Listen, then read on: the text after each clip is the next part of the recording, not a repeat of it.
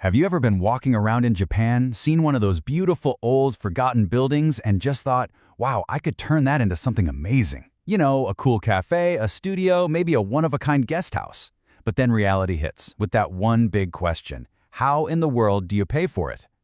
Well, today we're going to do a deep dive into Japan's local subsidy system and show you exactly how to turn that dream into a well-funded reality. It's a tale as old as time, right? You find the perfect old house that's just oozing with character, so much potential, and you've got this brilliant idea to bring it back to life. But turning that vision into a real functioning business takes money. And this is the spot where so many of those incredible dreams just hit a wall. But listen, it absolutely does not have to be the end of the story. In fact, it's just the beginning. Okay, so to see how this all works in the real world, we're going to follow a project in Yokote City, in Akita Prefecture. The plan? To transform a vacant house, in Akiya, into an off-grid, health-focused Airbnb. And this is more than just starting a business. It's a perfect blueprint for regional revitalization. The whole idea is to attract new visitors and maybe even create some local jobs.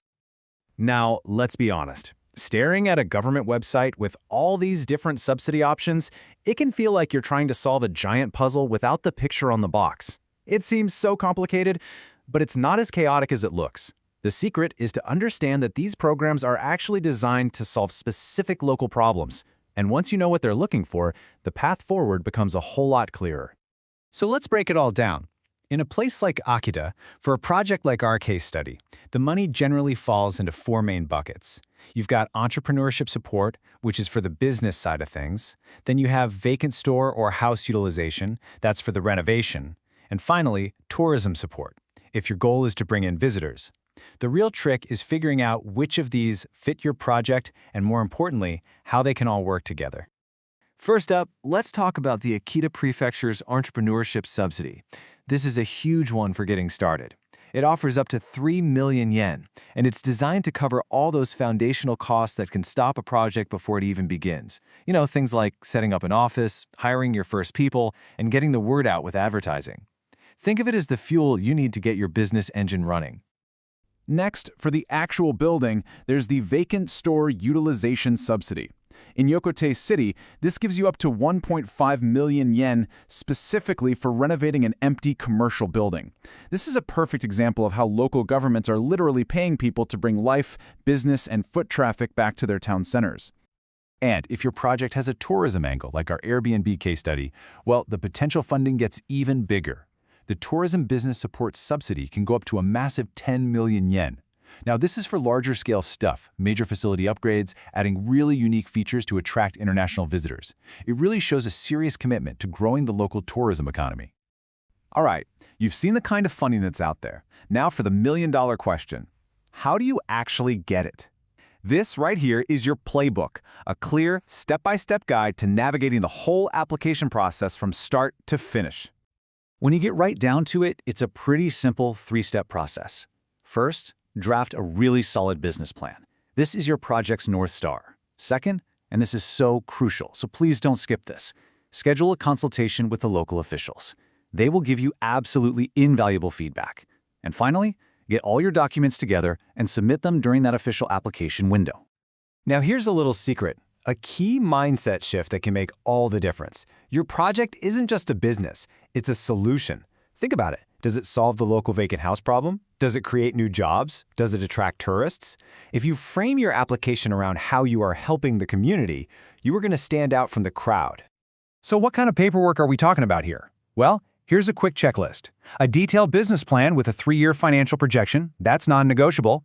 If you're using a vacant house, you'll need to prove it's listed on the local Akiya bank, and then of course, all the practical stuff. Renovation plans, quotes from contractors, property registration documents, and plenty of photos.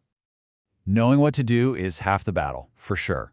But knowing what not to do, that can save you from a world of headaches. So let's go over some of the most common mistakes and misunderstandings so you can just sidestep them completely.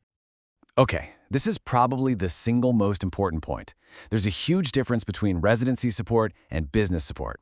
You see, there are these generous funds for people who are moving to the area to live, but they almost always require you to physically live in the property.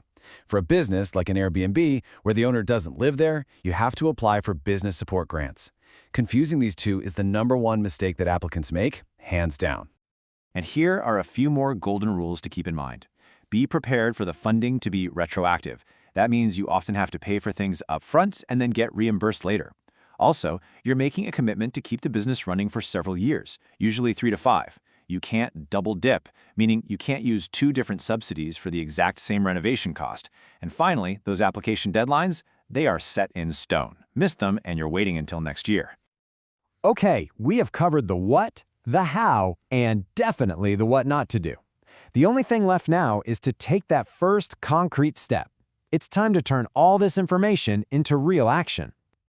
So what does that first step actually look like?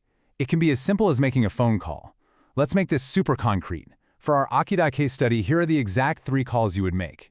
First, the City Hall for those property-specific grants. Second, the Chamber of Commerce for help refining your business plan. And third, the Prefectural Office for those bigger entrepreneurship funds. It all starts with a conversation. So we'll leave you with this question.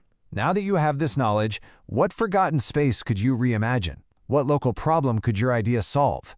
The funding is definitely out there, just waiting for a great plan. The next step? Well, that's up to you.